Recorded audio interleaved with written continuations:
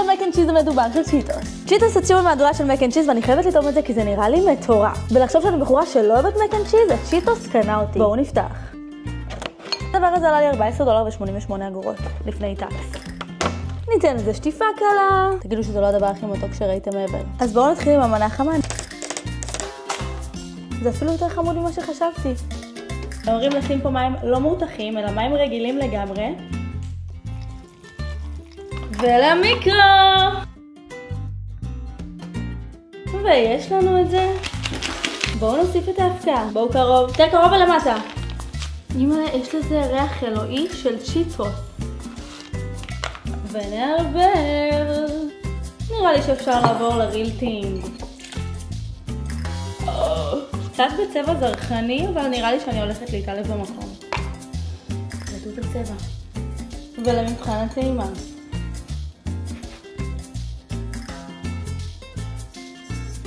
זה היה קטן מדי, רגע.